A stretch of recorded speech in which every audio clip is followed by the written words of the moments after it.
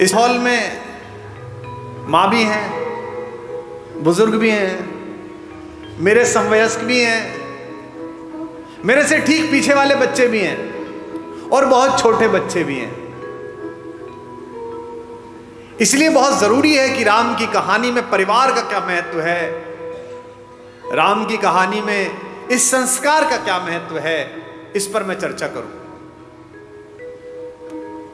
क्योंकि राम की कहानी इसी सामंजस्य की कहानी है, इसी एकात्मकता की कहानी है। जिस भी आंगन में बुजुर्गों का पेड़ अभी तक खड़ा हुआ है, पृथ्वी पर उससे ज्यादा आनंदित कोई परिवार नहीं है, उससे बढ़िया परिवार कोई।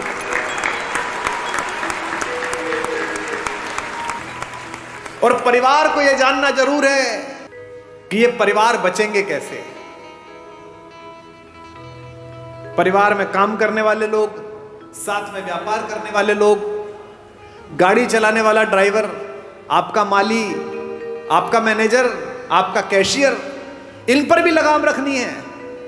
क्योंकि अगली पंक्ति पर आप शायद सहमत होंगे तो मैं अपना वाचन, अपनी बात शुरू करूंगा। बहुत आवश्यक है कि इन पर भी लगाम हो, इन पर भी दृष्टि हो। क्योंकि राम की कहानी यही बताती है कि किसी एक महल में एक मंथरा निकल जाए तो कितना दुख पैदा हो सकता है, और किसी घर में एक राम निकल जाए तो कितना सुख पैदा हो सकता है।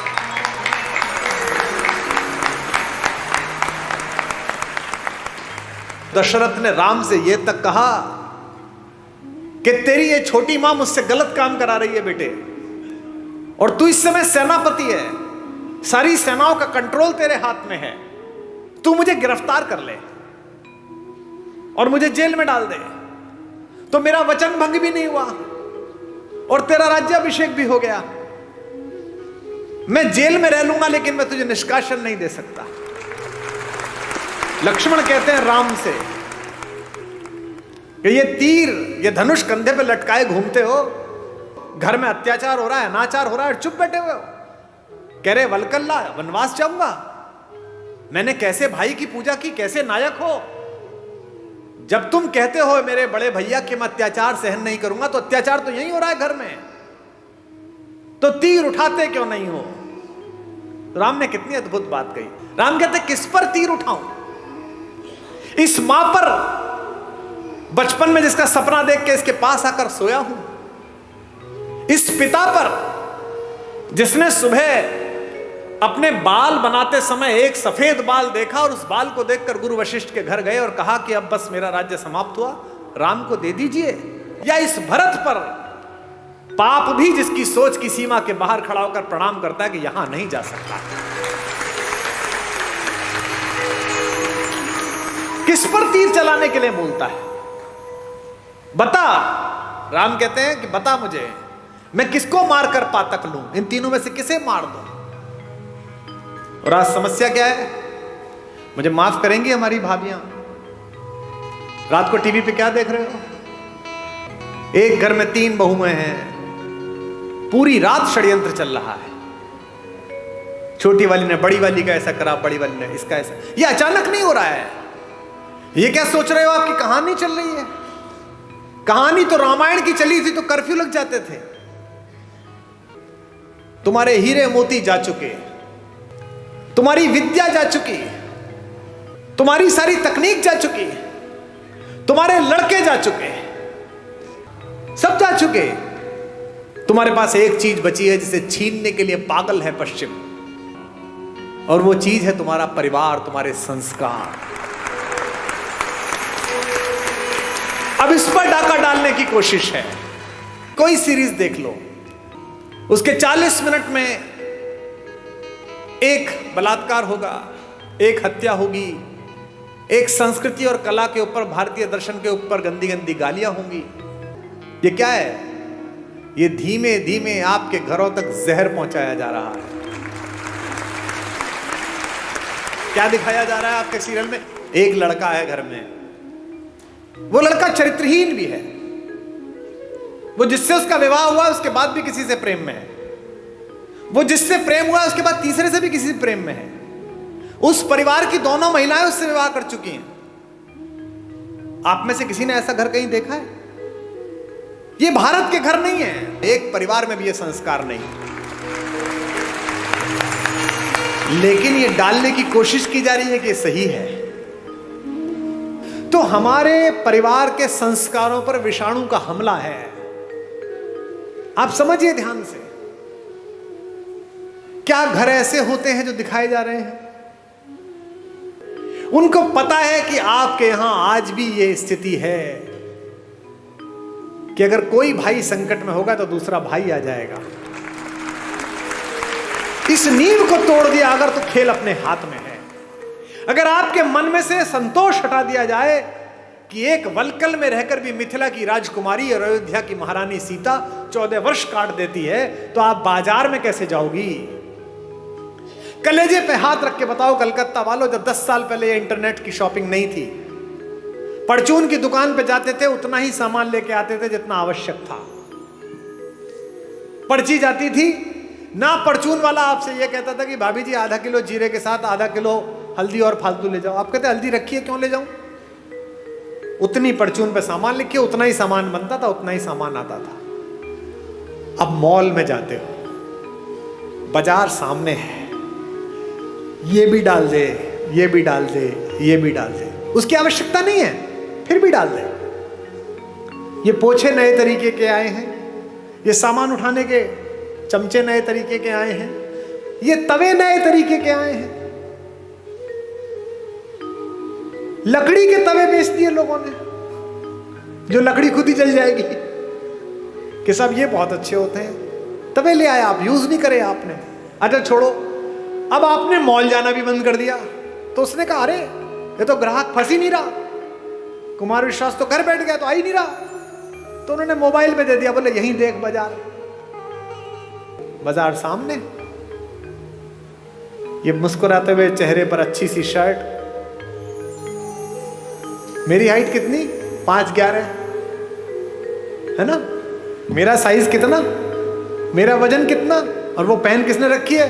6 फुट 1 इंच के जिम मारे हुए लड़के ने, फंसी हुई है शर्ट, बढ़िया लग रही है, 2 बटन खुले हुए हैं। कुमार विश्वास को लगा ये पहनने के बाद सनी देओल लगेगा, तो खट ले ली, 5000 रुपए की आई, टांग के देखी तो अच्छी नहीं लग रही, क्योंकि वो क्या था? माया मृग। वही सोने का हिरन है जिसके पीछे कुमार विश्वास तीर लेकर निकल लिए। बाजार में चुंबक का गुण भर दिया गया है और आदमी के शरीर और आत्मा को लोहे का बना दिया गया है। समझना कैसे है? एक लड़की अपने छोटे भाई को पीठ पे बांध के पहाड़ पे चढ़ रही थी। थोड़ी देर तक चढ़ी, फिर सांस फूलने लगा, फिर थोड़ा चढ़ी, फिर सांस फूलने लगा। ऊपर से लौटते हुए मवेशी चराने वाले मिल गए। उसने कहा कि इसको नीचे क्यों नहीं रख देती है, आ जाएगा, इतना भारी हो रहा है। उस लड़की ने कहा भारी? ये वजन नहीं है, ये मेरा भाई है।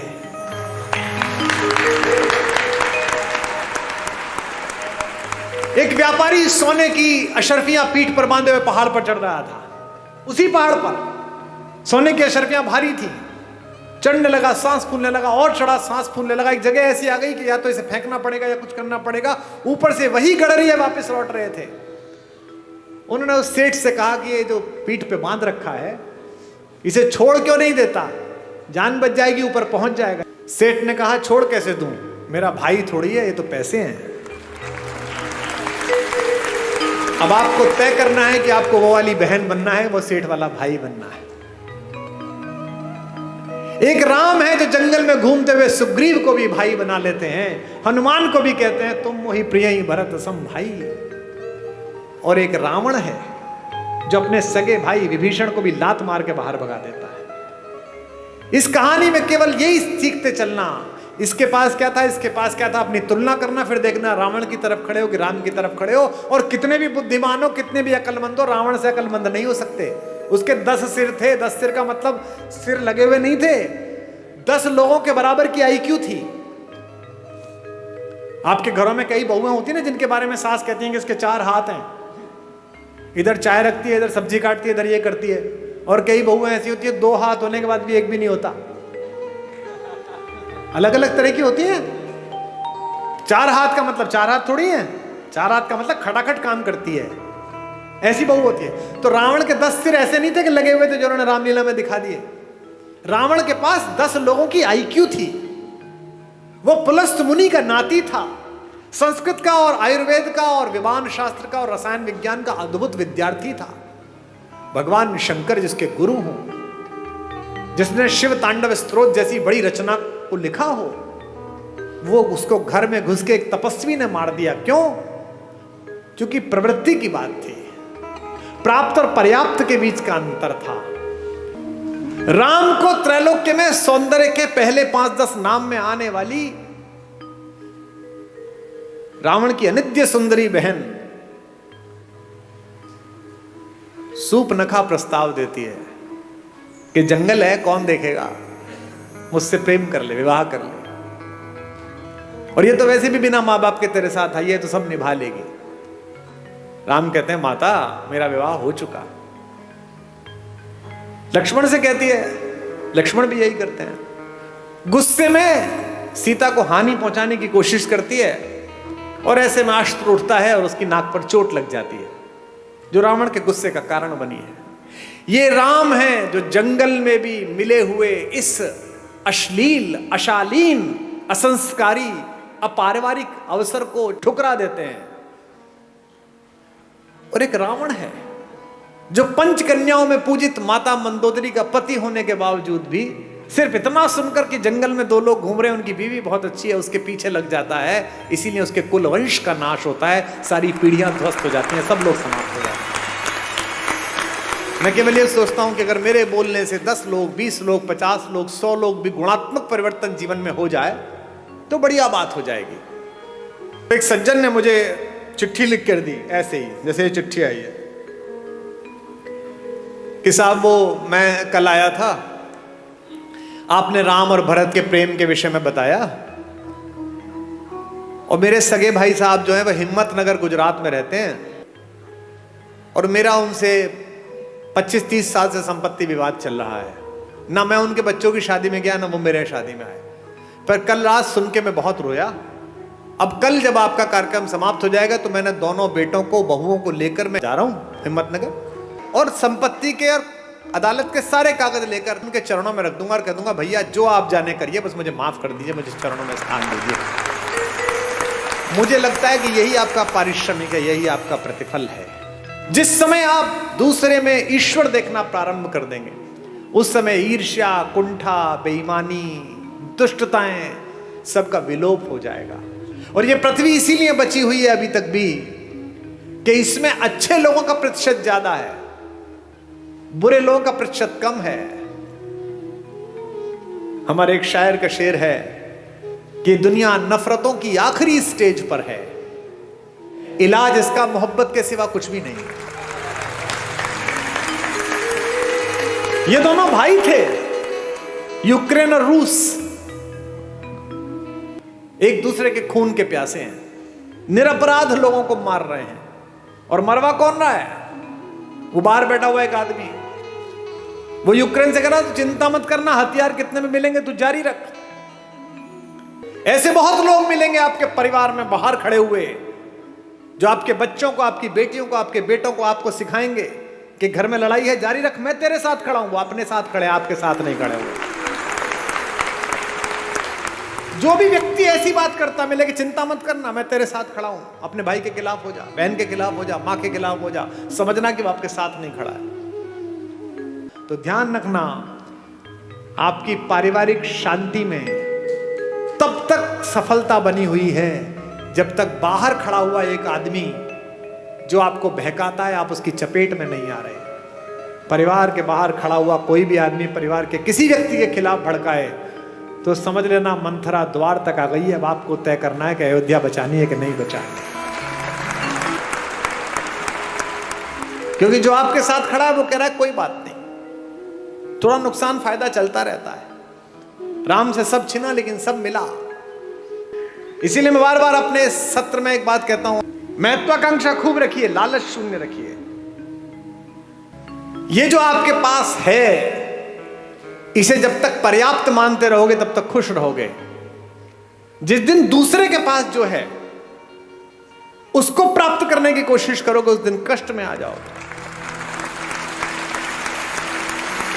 टेलीविजन पर क्या विज्ञापन आ रहा है? ये दो भाई बहन बैठे हैं, ये एक मामा जी बैठे, एक माता बैठी है। इनमें प्रेम की क्या कमी है भैया? 2 शताब्दी से ज्यादा का प्रेम है दोनों का एक दूसरे से, भैया बहन का। हमको क्या सिखाया जा रहा है? रक्षाबंधन से 5 दिन पहले एक डायमंड की कंपनी आती है, वो कहती है इस रक्षाबंधन बहन को ये हीरा दे दो। हमको क्या सिखाया जा रहा है करवा चौथ पर? ये डायमंड दे दो। यहां तक कि घर में हम कौन सा कुकर खरीदे, इस पर भी प्रेम।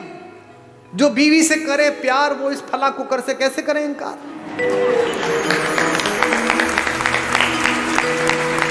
यानी जिनके घर में वो कुकर नहीं आता, वो अपनी पत्नी से प्रेम नहीं करते।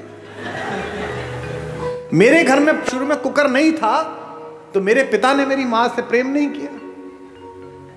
कैसी मूर्खतापूर्ण बात है। साधनों से अगर प्रेम होता, अगर साधन प्रेम का प्रतीक होते, तो राम पिछड़ जाते, रावण जीत जाता। मुझसे लोग कहते हैं आगरे में एक सफेद रंग की बिल्डिंग दिखाकर कि ये प्रेम का प्रतीक है। इसे प्रेम का प्रतीक बताते हो? ये प्रेम का प्रतीक है? अरे प्रेम का सबसे बड़ा प्रतीक तो समुद्र के नीचे इकट्ठे हुए वो पत्थर है जिन पर मेरा राम चल कर गया था।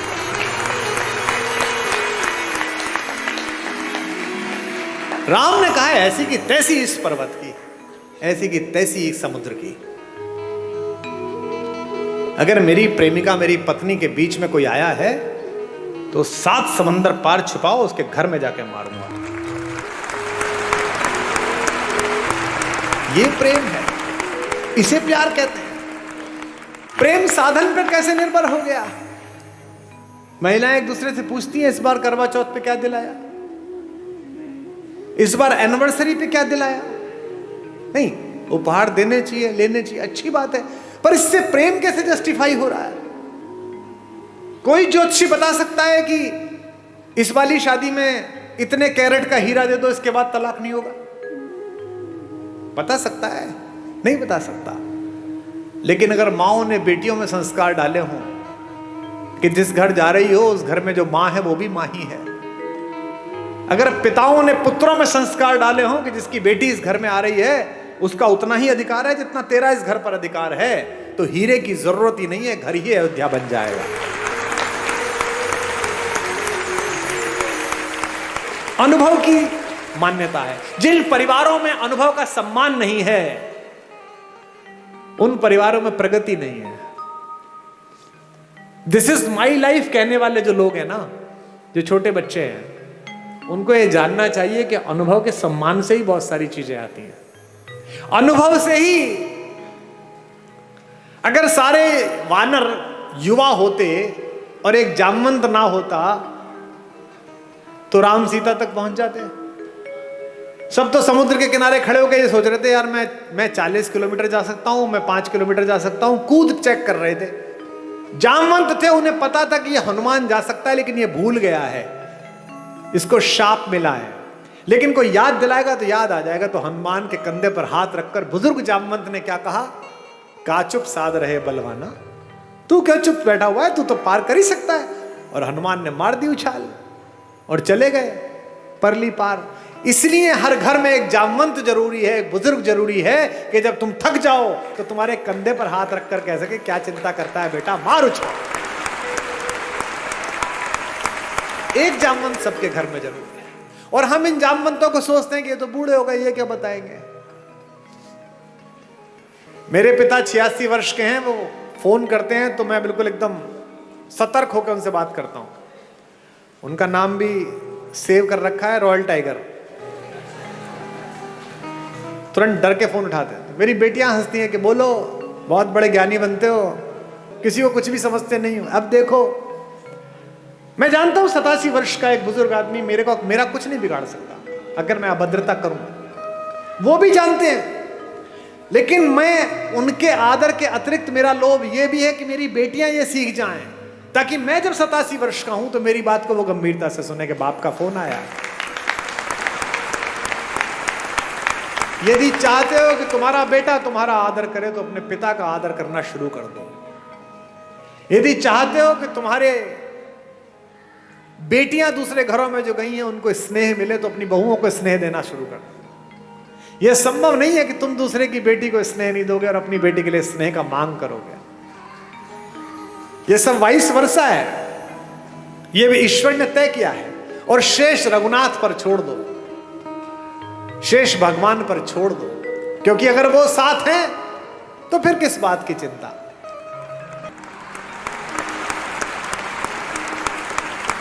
जब विश्वामित्र लेकर गए जनकपुरी में तो धनुष तोड़ दिया। धनुष तोड़ने के बाद जनक ने कहा कि विवाह कर लो। तो राम ने कहा कि विवाह नहीं कर पाऊंगा। बोले क्यों? बोले पिता से आज्ञा ही नहीं ली। तो विश्वामित्र ने कहा कि तुम्हारे खानदान में तो 3-4 शादियां होती हैं, एक शादी यहां कर लो, अगली शादी पिताजी के कहने से कर लेना। इस परिवार में राम पहले व्यक्ति है, इसीलिए मर्यादा पुरुषोत्तम है। उन्होंने ये मर्यादा दी और उन्होंने कहा अपने भाई से लक्ष्मण से रात्रि में कि लक्ष्मण, मैं विवाह करूंगा तो एक करूंगा, क्योंकि मैं तो था नहीं, लेकिन एक क्षत्र इस अंतःपुर पर, इस रनिवास पर राज करती हुई मेरी मां कौशल्या के सामने जब दूसरी मां आई होंगी तो निश्चित रूप से मां को थोड़ा कष्ट तो हुआ होगा, और इन दोनों माओं के सम्मुख जब तीसरी मां आई होगी तो इन दोनों माओं को कष्ट हुआ होगा। तो आज के बाद से मैं मर्यादा स्थापित करूंगा कि विवाह करूंगा तो एक करूंगा। लक्ष्मण कहते हैं अपना धनुष उनके चरणों में रखकर कि भैया अगर आप ये मर्यादा पालन करते हैं तो मैं भी आज एक प्रण लेता हूं कि चाहे कुछ हो जाए मैं आपके चरणों को छोड़कर कहीं नहीं जाऊंगा, मैं आपकी परछाई की तरह आपके पीछे पीछे चलूंगा। उर्मिला हैं जो पति के साथ नहीं गई हैं, रह गई हैं। मांडवी हैं, रात में जिस दिन भरत लौट आए हैं, पूरा घर लौट के थक के सो रहा है, कौशल्या को नींद नहीं आ रही, क्योंकि जिस बेटे से इतना प्यार करती हैं उसे जंगल में देखकर लौटी है। और जंगल में भी कैसा देखा है, पैर में इतनी इतनी बड़ी बिवाई हैं, जिन केशों से कंधा ढका रहता था, जो जुल्फें उड़ती रहती थी, वो केश लटिया गए हैं। उस जटा को बांध के जूड़ा बना लिया है राम ने। पूरा शरीर टैन हो गया है, जल गया है, चेहरे पर तेजस्विता है, लेकिन क्या है, 24 घंटे कंधे पर धनुष रखना पड़ता है लक्ष्मण को और राम को, तो यहां मूंज के निशान पड़ गए हैं राम के कंधे पर। बेटे को इस सांसारिक कष्ट में देखकर बेचैन है कौशल्या, सो नहीं पा रही हैं, क्योंकि माएं ही हैं जो एक कष्ट पहचान लेती हैं। गूगल आर्टिफिशियल इंटेलिजेंस बना रहा है, आईफोन आजकल आपकी बात समझ लेता है। एक चीज पसंद कर दो, कोई साड़ी, कोई टेबल, कोई फोन, 71 विज्ञापन आ जाते हैं। किसी शहर में कमरा ढूंढ लो, 50 विज्ञापन आ जाते हैं। किसी दोस्त को लिख के भेज दो कि okay I am coming, just prepare a wonderful coffee, तो जिस शहर में उतरो कॉफी का ऐड आ जाता है कि बगल में है, पी ले जाके। इसे आर्टिफिशियल इंटेलिजेंस कहते हैं। दुनिया का सबसे बड़ा आर्टिफिशियल इंटेलिजेंस मां में बनाया गया है। आप खाना खाने बैठते हैं, आप कुछ बोलते नहीं हैं, पहला कौर अंदर जाता है मुंह में और मां नमक की शीशी आगे कर देती है देख के कि नमक शायद कम पड़ा है, इसे पसंद नहीं है। इसे आर्टिफिशियल इंटेलिजेंस। तो कौशल्या जगी हुई है। कौशल्या देखती है कि ऊपर रनिवास में कोई लड़की घूम रही है। कहती कौन है इस समय जो हमारे एनक्रोचमेंट में हमारी जगह पर घूम रही है, दासी तो हो नहीं सकती। ऊपर जाती है तो देखती है मांडवी घूम रही है, भरत की पत्नी। मांडवी पैर छूती है, मां आप सोई नहीं? तो कहती है बेटा नींद नहीं आई। तू क्यों जागी हुई है? भरत के पास जा। मांडवी कहती है कि मां शायद आपको पता नहीं, आप कक्ष में थी, वो तो यहां नहीं है। कहां गया? उन्होंने कहा कि जब तक राम जंगल में रहेंगे मैं राजधानी में नहीं रहूंगा, मैं अयोध्या के ठीक बाहर नंदीग्राम में कुटिया बना के रहूंगा। राम नीचे सोते हैं, मैं नीचे सोऊंगा। वो वलकल पहनते हैं, मैं वलकल पहनूंगा। वो चप्पल नहीं पहनते, मैं चप्पल नहीं पहनूंगा, वहीं से मैं अयोध्या चलाऊंगा। कहां? तो दिखाती है कि माँ वो देखो दूर जो कुटिया बनी हुई है वो कुटिया बनाई है, तू क्यों नहीं गई बेटा? मांडवी कहती है माँ मैंने तो कहा था जंगल में आपको जरूरत पड़ेगी मैं आपके साथ चलती हूं। देखिए कैसा भरत है। उन्होंने मुझसे कहा कि नहीं, भाभी जंगल चली गई है, तीनों माएँ अकेली हैं, ऐसे में बड़ी बहू तू है, तेरा घर पर रहना जरूरी है तीनों माओं की सेवा के लिए। ऐसी मांडवी है, ऐसा भरत। फिर मांडवी से कहती है अच्छा कोई बात नहीं, तू सो जा। बोले नहीं, अभी माँ उनकी झोपड़ी में दीपक जल रहा है, यानी वो काम कर रहे हैं, जब तक वो जागेंगे तब तक तो मुझे जागना पड़ेगा। लोग हमसे कहते हैं कि ये वुमेन एम्पावरमेंट के खिलाफ है। तुमसे कभी कोई कहता मिले कि हिंदुस्तान वुमेन एम्पावरमेंट के खिलाफ था तो इन्हें सदा बताना।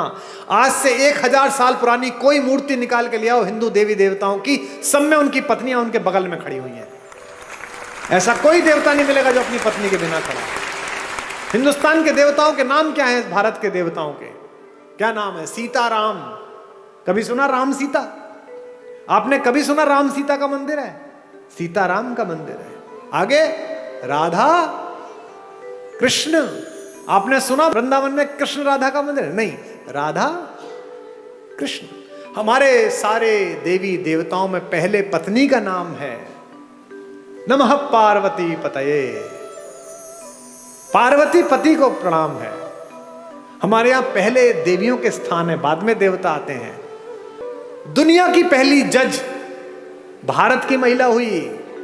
जब आद्य शंकराचार्य ने आचार्य मंडन मिश्र के साथ शास्त्रार्थ किया तो यह तय हुआ कि एक जज बिठाया जाए। जज कौन बैठे? तो मंडन मिश्र की पत्नी देवी भारती बैठी, जो कहते हैं वुमेन एम्पावरमेंट। और ये जो घूंघट है ये भी भारत में नहीं था।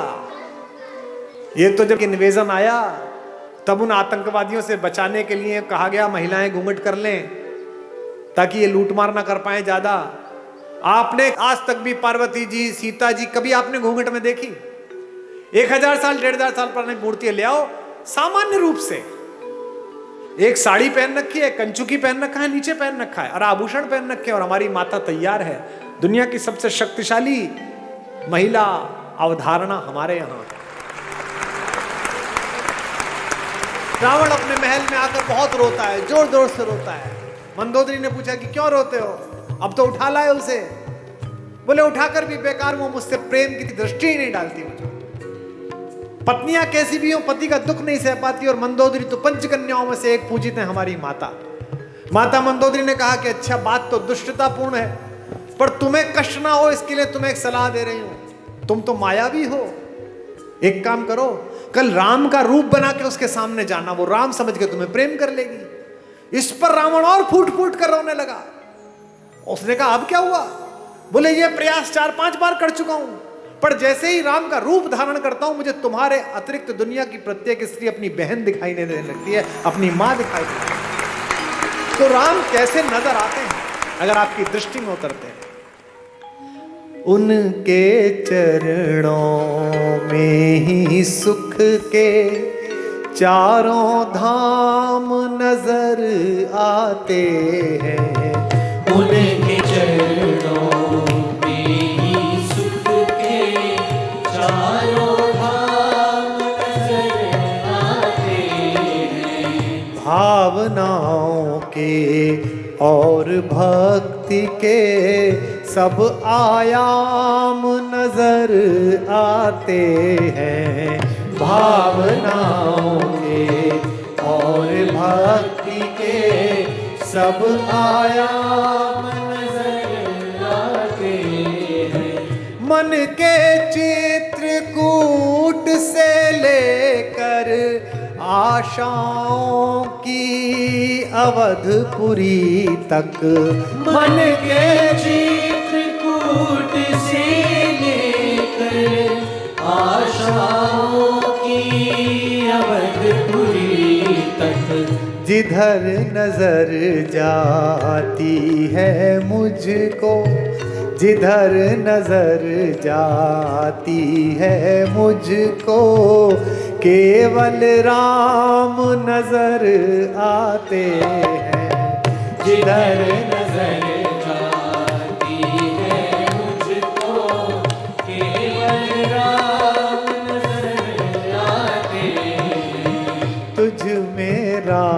राम नजर आते हैं, तुझ में राम नजर आते हैं, तुझ में राम नजर आते हैं, तुझ में राम नजर आते हैं।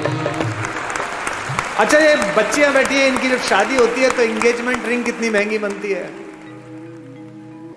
सीता की एंगेजमेंट रिंग कितनी महंगी होगी, लेकिन जब केवट के सामने भगवान राम बिना पैसे के खड़े हो गए कि उतराई देने के लिए कुछ नहीं है, और केवट ने कहा ऐसे तो जाने नहीं दूंगा, पैसे दो, उतराई तो देनी पड़ेगी। तो पति का अपमान ना हो जाए, पति यहां संकट में ना लगे, सीता ने चुपचाप अपनी अंगूठी उतारी और राम के हाथ में दे दी कि ये दे दो। गोस्वामी जी ने लिखा, पियसिय की ही जानन हारी, मुदित मगन मणि मुद्री उतारी। मणि उतार कर दे दी। ये सीता है, ये सीता सिखाई गई थी, ये सीता घर घर में सिखाई गई थी। इसीलिए हमारी माएं, हमारी नानियां, हमारी दादियां कम में काम चला लेती थी। आज क्या हो गया, कम हो गया तो झगड़ा हो गया। पति की नौकरी 4 साल नहीं लगी तो तलाक हो गया, पत्नी की नौकरी छूट गई तो झगड़ा हो गया। इसका मतलब क्या है, सुख साधन पर केंद्रित कर दिया। और यहां बैठे हुए धनी लोगों, सुख साधन में है ही नहीं। तुम्हारे ऑफिस में जो 15,000 रुपए में बाहर खड़े होकर सफाई करता है लड़का, जो तुम्हारी गाड़ी पर पोछा मारता है, किसी दिन कलकत्ता में आसमान में हल्की बारिश होती है, साइकिल से वापस जाता हुआ बाजार से पाव भर बेसन खरीदता है, पाव भर प्याज खरीदता है, आलू खरीदता है, एक छोटी सी बोतल में 200 मिलीलीटर तेल सरसों का लेता है और पत्नी से कहता है मौसम बहुत अच्छा रहा, पकौड़े बना ले। वो स्टोव पे पकौड़े बनाती है, दोनों बाहर बैठकर खाते हैं और शाम को सोते हुए कहता है यार क्या शाम बीती है, भगवान का धन्यवाद, क्या अच्छा मौसम है, क्या बढ़िया हो। और तुम पेरिस जाकर भी सुखी नहीं हो, तुम लंदन की ऑक्सफोर्ड स्ट्रीट पे शॉपिंग करते हुए खुश नहीं हो, क्योंकि तुम डेपुटेशन पे दुख को भेज रहे हो। दुख हो गया है थोड़ी मार्केटिंग कर लूं शायद कम हो जाएगा, दुख हो गया है थोड़ा मेकअप करके एक सेल्फी ले लूं शायद कम हो जाएगा। ये जो फेसबुक पर, ट्विटर पर, इंस्टाग्राम पर बहुत हंसते मुस्कुराते चेहरे हैं, इनमें से अधिकांश की जड़ें खोखली हैं। इसीलिए आत्महत्या करते हैं, इसीलिए ड्रग्स में गए हैं, इसीलिए शराब में गए हैं। ये राम की कहानी आपकी जड़ों की आत्मा में यूरिया का काम करती है, आध्यात्मिकता का। ये आपको मजबूत करती है, एक भाई की तरह, एक पति की तरह, एक पुत्र की तरह, एक नागरिक की तरह। भाई भाई के संबंध, भाई बहन के संबंध। अब 2 बहनें हैं इसमें, इस कहानी में। भाई बहन का संबंध ठीक ना हो तो गड़बड़ हो सकती है। एक बहन है शूर्पणखा, जिसको अपने बदले की चिंता है, भाई के नाश हो जाने की चिंता नहीं है। मेरा बदला पूरा हो जाए बस। वो ये नहीं कहती कि मेरा अपमान किया, वो ये नहीं कहती कि मैंने नीचतापूर्ण व्यवहार किया, वो कहती है कि मैंने बताया मैं तुम्हारी बहन हूं, उसके बाद मेरा अपमान कर दिया। और उसकी तो बीवी बहुत सुंदर है, वो जंगल में क्या कर रही है, वो तो भैया आपके पास होनी चाहिए। ऐसी बहन देखी है कोई जो अपनी भाभी के रहते बाहर की किसी औरत का वर्णन करे कि इससे अपना लो?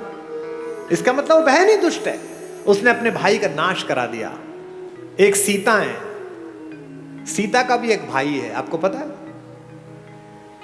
जब अशोक वाटिका में माता बैठी हुई है तो रावण आता है उनसे मिलने, रोज आता है, कहता है मेरा प्रणय प्रस्ताव स्वीकार कर ले।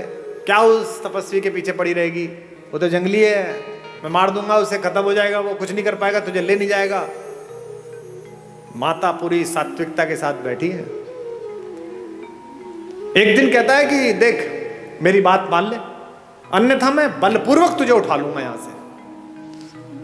तो वो जिस चटाई पर बैठी हैं, उस चटाई का एक तिनका तोड़ती हैं और तिनका तोड़कर अपने रावण के बीच रख देती हैं और कहती हैं कि तू कैसी मूर्खतापूर्ण बात करता है रे, कि तू मुझे छू लेगा? ये तिनका रखा है, इसे पार करके दिखा दे, तेरे में औकात है तो।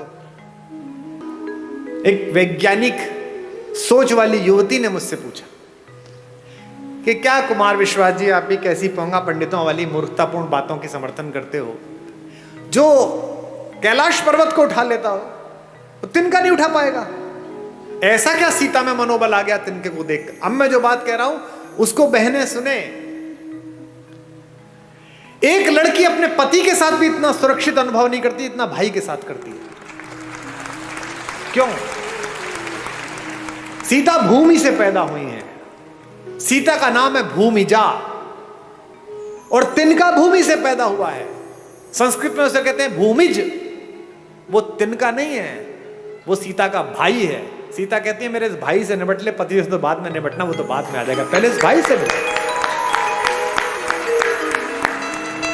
एक तृण धरकर कहती है, उसकी ओट में बैठकर कहती है वैदेही, तृण धरि ओट कहत वैदेही, तृण धरि ओट कहत वैदेही, सुमिर अवधपति परम स्नेही, तृण धरि ओट कहत वैदेही, सुनिर अवधपति स्नेही। एक बात आपको बता दूं मैं, जिस दिन आपको अपने पिता की बेटी से अपनी बेटी ज्यादा अच्छी लगने लगे, उस दिन समझ लेना कि अमंगल की तीर्थ यात्रा प्रारंभ हो गई है। क्योंकि पहला संबंध तो पृथ्वी पर आपका उसी से है जो एक कोख से पैदा हुआ है। ये जो भैया दूज पर और राखी पर बहनें राखी बांधने आती हैं, हम क्या समझते हैं कि ये एक त्योहार मनाने आती है? नहीं, ये उस भाई में अपने माता पिता का मंगल ढूंढती हैं। ये जानती है कि मेरा भाई ठीक रहा तो मेरे माँ बाप का बुढ़ापा ठीक कटेगा, ये समृद्ध रहा, ये शक्तिशाली रहा तो अच्छा हो जाएगा, और उसी के आशीर्वाद से तुम्हारा स्वास्थ्य चलता है। इसीलिए उस तिनके की ओट पर बैठी हुई सीता जानती है कि जब तक ये तिनका है, जब तक ये मेरा भाई है, चाहे कैसा भी हो, तिनके से ज्यादा गरीब बेचारा कौन होगा? तिनका तो बहुत ही गरीब भाई है, लेकिन फिर भी वो जानती है कि ये रक्षा करेगा। इसलिए इस पूरे पारिवारिक प्रतिष्ठान में, राम कथा में, एक एक प्रतीक शास्त्र ऐसा है जो आपको आपके पारिवारिक मूल्यों के साथ जिंदा रख सकता है।